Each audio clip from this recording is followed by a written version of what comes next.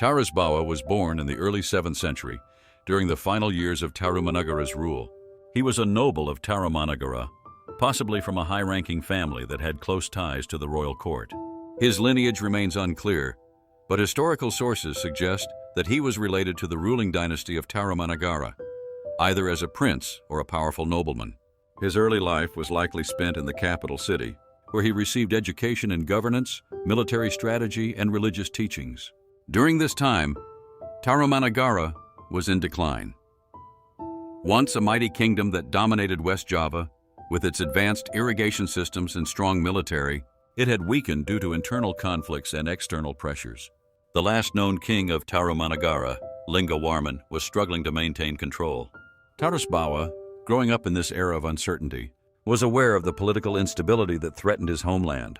As he reached adulthood, Tarusbawa became the ruler of a vassal state within Tarumanagara's territory. His land was known for its fertile soil and strong trade connections, making it an important province. His leadership skills and charismatic personality earned him the respect of local nobles and warriors. However, fate had greater plans for him. Tarusbawa's rise to power began when he married Dewi Manasi, the daughter of King Lingawarman. Through this marriage, he gained a legitimate claim to the throne. However, when Lingawarman passed away, control of Tarumanagara did not automatically fall to Tarusbawa. Instead, the throne was inherited by his son-in-law from Srivijaya, which caused political turmoil.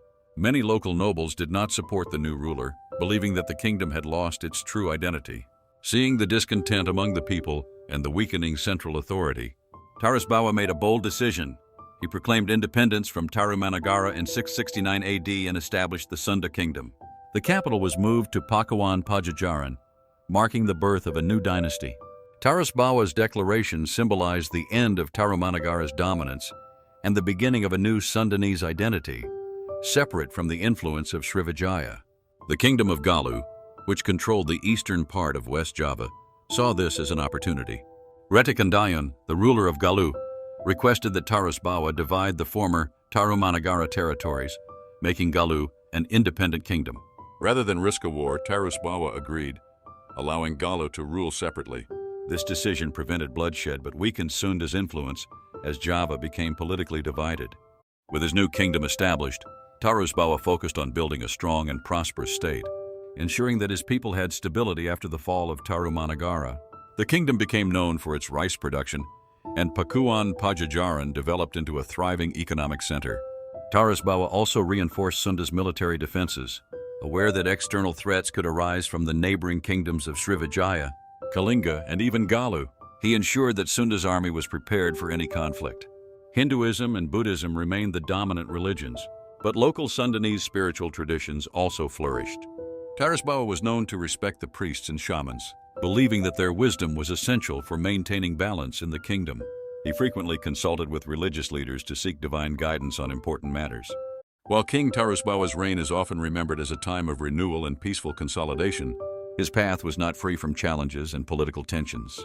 After establishing the kingdom of Sunda and moving the center of power to Pakuan Pajajaran, Tarusbawa faced the complex and volatile realities of a fractured Java and rising external powers that sought to influence or control the region. One of the earliest and most critical diplomatic events of his reign was the division of the Tarumanagara legacy. When Tarusbawa declared the founding of Sunda in 669 AD, the former territory of Tarumanagara was too large and diverse to be effectively governed from a single capital.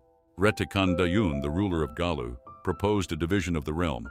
Retikandayan, though once a subordinate of Tarumanagara, had grown powerful and was determined to establish Galuh as an independent kingdom in the eastern part of West Java. Faced with this demand, Tarusbawa had to make a difficult decision: either risk war and internal fragmentation by rejecting the request, or accept it and weaken the political unity of the region. Opting for peace and stability, Tarusbawa agreed to the division of territories, officially recognizing Galuh as an independent kingdom.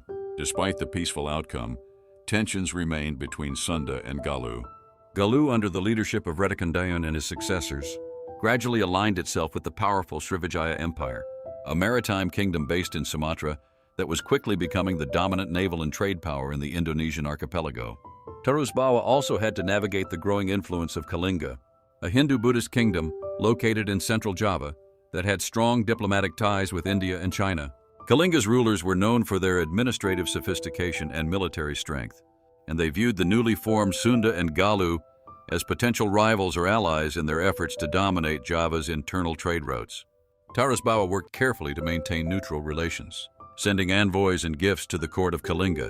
The coastal areas of Sunda, especially around present-day Banten and Sunda Kalapa, also became flashpoints. These ports were essential for Sunda's trade with foreign merchants, including those from India, Arabia, and China. However, Srivijaya's dominance of the seas made it difficult for Sunda to freely access maritime trade networks. In response, Tarusbawa prioritized internal development and resource independence. He expanded irrigation projects, encouraged rice cultivation in inland valleys, and improved infrastructure between villages and towns to stimulate domestic trade. Another significant challenge came from religious and ideological shifts. While Tarusbawa himself was a devout follower of Hinduism, the region was undergoing slow but steady religious diversification. Rather than suppress these traditions, Tarusbawa adopted a policy of religious tolerance, allowing temples, monasteries, and shrines of different beliefs to coexist. Succession planning became a growing concern for the king. With increasing pressure from neighboring powers and internal divisions, Tarusbawa began grooming his heirs and training nobles in the art of governance and diplomacy. Ultimately, Tarusbawa's reign was defined by his ability to manage complex threats without resorting to unnecessary warfare. Through negotiation, religious openness, and economic strengthening, he preserved the integrity of his kingdom during a time of regional fragmentation and external competition. In doing so, he laid the groundwork for future Sundanese rulers to inherit not only a kingdom, but a legacy of resilience, cooperation. Though much of King Tarusbawa's rule was marked by diplomacy and wisdom, the people of Sunda believed he possessed extraordinary spiritual power. From a young age, legends say he was gifted with supernatural abilities, able to predict storms, communicate with animals, and calm tempests with his presence. Born under a rare celestial alignment, many viewed him as a child of destiny, chosen not just to rule, but to guard the spiritual harmony of the land. Tarusbawa was said to commune with the Hyang, ancestral spirits, during solitary meditations in sacred forests and mountain caves. He performed purification rituals and, in one legendary event, walked unharmed through fire while flames bowed away from him. He was called upon during times of crisis, earthquakes, floods, eclipses, and droughts. One famous story tells how he fasted atop Mount Kending for 7 days, and on the 7th night, rain poured across the land, ending a deadly drought. The people called him Prabhunu Nagabagaya Tirtha, the king who welcomes water. Tales of his battles describe him as untouched by harm, protected by an invisible force. Enemies would lose strength or become disoriented when trying to strike him, and some claimed he could vanish into mist and reappear elsewhere. Tarusbawa was also believed to master Ilmu Halimun, a mystical art allowing invisibility and spirit travel.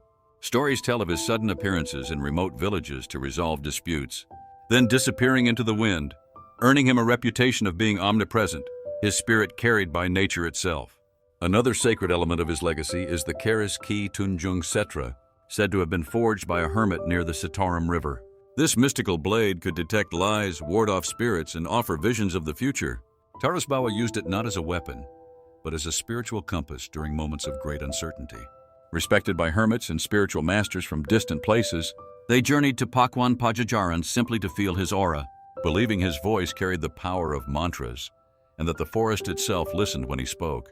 When Tarusbawa vanished into the sacred mountains in his final days, his body was never found. Many believe he transcended the mortal world and became one with the spirit of the land.